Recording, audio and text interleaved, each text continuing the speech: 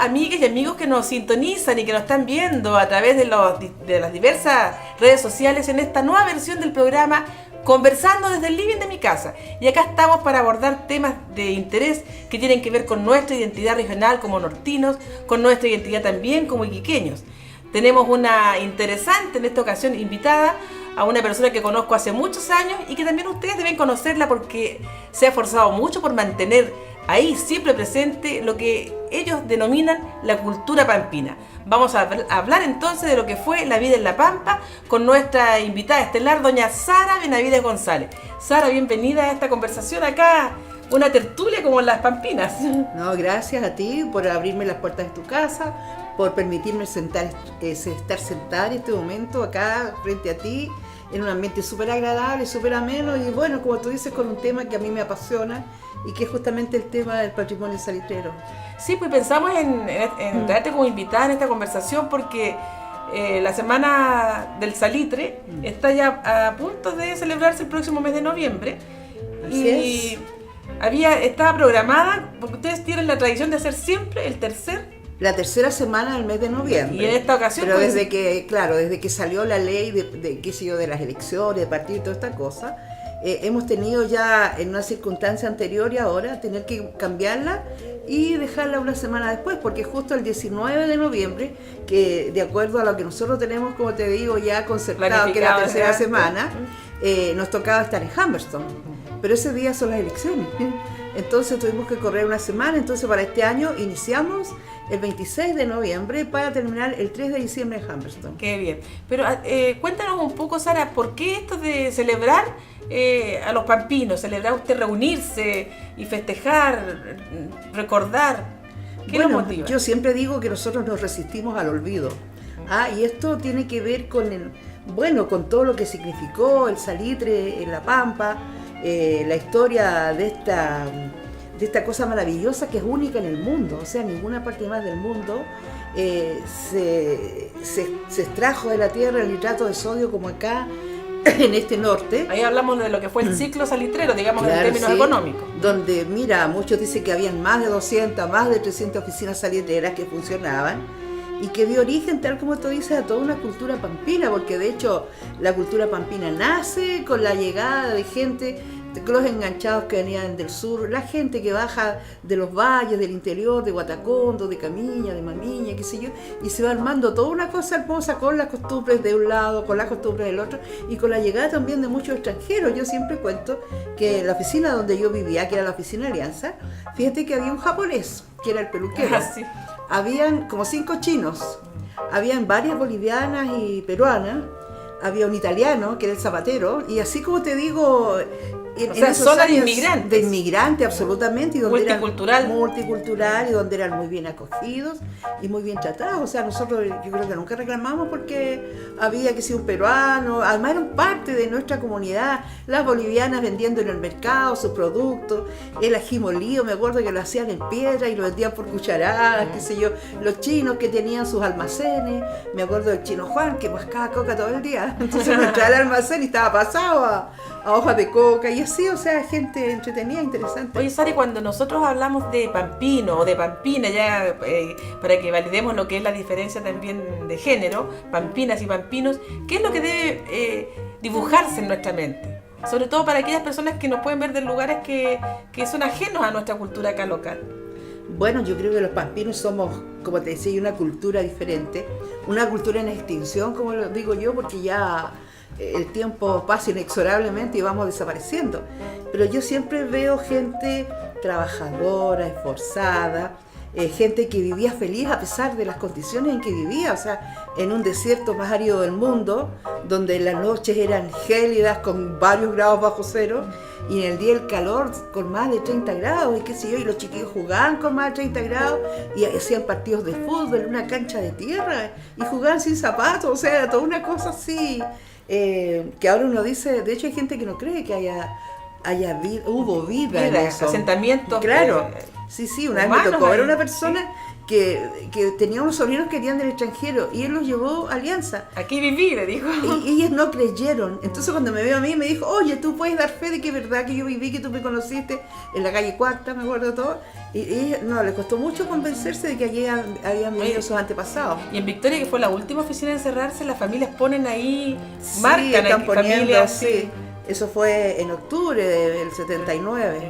Claro, Plena dictadura militar. La dictadura. Bueno, de hecho, se supone que por eso cerraron, porque el caballero dijo que los pampinos eran una manga comunista, así que todos para afuera, po. Sí, pues. No todos éramos comunistas.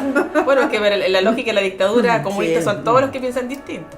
Oye, Sara, ahora, cuando ustedes festejan, bueno, también yo porque me sumo, te he colaborado Sí. muchas veces en esto, Sí. cuando se festeja la Semana del Salitre, hay mucha fiesta, mucho colorido, seda, es como tener una imagen idílica de lo que fue la Semana del Salitre. ¿Cómo se entiende esto? Por un lado, esto de festejar y celebrar y cantar, que es totalmente válido, con esta otra parte que significó también una vida muy dura, también de explotación, de condiciones deficientes de vida, explotación, tal como tú dices, condiciones, y ¿cómo se llama? Y de muchas masacres. Exacto. Según los historiadores, dice que hubo 27 masacres en la Salitrera, contando la Noria, la Coruña, qué sé yo, bueno, la Santa María, que es por acá en Iquique, que es una de las más grandes del mundo. Pero mira, es que hay contradicciones, ¿eh? O sea, la gente tiene una figura de repente media cambiada de lo que... Lógicamente el trabajador en la calichera no iba a estar bien vestido. Estaban con ropa, con los callapos que se llaman, encallapados, le decían a los pantalones. Encallapados. Claro, porque tenían sobre esta parte de las rodillas, o qué sé yo, una tela que les permitía, qué sé yo, ser más... O sea, que pudieran resistir la jornada de trabajo con ese tipo de ropa. Tenían una faja en la cintura, y me acuerdo de mi abuelito, que era justamente para evitar las hernias. Por la fuerza que tenía hacía, que hacer. claro. Y un pañuelo en el cuello era justamente para limpiarse la transpiración, porque imagínate a más de 30 grados bajo el sol ahí, rompiendo costras de caliche, qué sé yo. Entonces, de alguna manera, se protegían de esa manera. Eso, y la cota, que era la camisa, eran hechas de saco harinero. O sea, en ese tiempo en la pulpería se fabricaba el pan y la harina llegaba en saco, que después le llamábamos una burgo, pero nosotros hacíamos sacos harineros. Entonces con eso se fabricaba otra burgo, todo este como la tela para... Exacto, con la que bordábamos, a lo mejor bordaba. cuando estábamos en el colegio, qué sé yo. Entonces ahí las mismas mujeres hacían ese tipo de ropa. De hecho ahí la corporación, hay una que nos cuenta que su abuelita se dedicaba a eso, y es más que le hacía algún adornito, ponte tú a un pañuelo que se ponía en el cuello, le hacía 5 corridas de crochet. Ellos ahí que marcar era su sello. Oye, nos faltó decir justamente que tú eres la presidenta de la corporación Hijos del Salitre, sí, que es la primera organización pampina, ¿verdad? Claro, esa nace al año siguiente que se cerró Victoria, el año 80, con un grupo de personas, profesores, qué sé yo. Como Luis Tahuada, me acuerdo. Señor Tahuada, el señor Viguera, el señor... pucha, se me están olvidando los nombres, Sí, siempre los nombres. creo que también estaba en eso. No, eran más antiguos. Bueno, él también ha participado siempre en eso. Entonces, ellos deciden juntarse y formar esta corporación Hijos del Salitre, con el fin de luchar, porque ellos se resistían a que la salitrera hubiese cerrado. Porque la idea, entiendo que era volver a la idea era que reactivara. volvieran a la salitrera, es por eso que se contactaron con empresarios, que si yo no sé, en el tiempo estaba de raso, y Sí, atrás, de hecho ellos traían gente para dar charlas, se contactaban con el Ministerio de Minería, o sea, hicieron un montón a nivel nacional, un montón de gestiones con el fin de que se accediera a que las salitreras volvieran a funcionar. Ellos querían reactivar los campamentos, hacer todo. Bueno, con el tiempo eso se fue dilatando, lógicamente no pasó nada. Entonces la Semana del Salitre empezó a tomar otro vuelco, entonces se abocaron a temas más culturales, claro, reivindicativos de esa exacto, época también. Claro, y después en eso salió el tema de la iglesia, que una señora se la pidió a Patricio Contese. Estamos hablando de la iglesia que estaba... La iglesia, claro. La iglesia Victoria, Victoria, que estaba en Pica, y ustedes la que trajeron. esa señora pensó en rescatarla antes que viniera el martillero, que echó abajo todo los chalés, las casas, todo lo que habían en Victoria. Eso fue rematado, o sea, terrible. Entonces, bueno, hay toda una historia también de la iglesia, que se la trajeron a Pica. La idea era que fuera al Valle de Quisma, porque esta señora que la solicitó era que la solicitó era devota de Santa Rosa de Lima, que es la santa del Valle de Iquispa.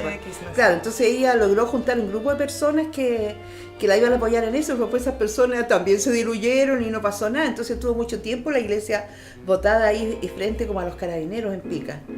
Hasta que los pampinos, que ya estaban organizados como Corporación Hijos del Salitre, deciden traérsela, y ahí empezó todo el tema de que se la trajeron, empezó el tema del terreno que tenemos en este momento, y empezó la construcción sobre un lugar que era un basural, un hoyo, un montón Pero ahora de cosas. ustedes tienen esa iglesia ahí, es Claro. un centro de reunión de los pampinos. Sí. Y esa iglesia no depende del obispado, ¿verdad? No depende del obispado. O sea, sí tenemos contacto con el obispado, porque ellos lógicamente nos autorizan, que si yo, hacer algunas misas, que si yo, rituales. Claro. Por ejemplo, nosotros igual celebramos el mes de María, como en La Pampa, hacemos la misa el 1 de mayo, como en La Pampa.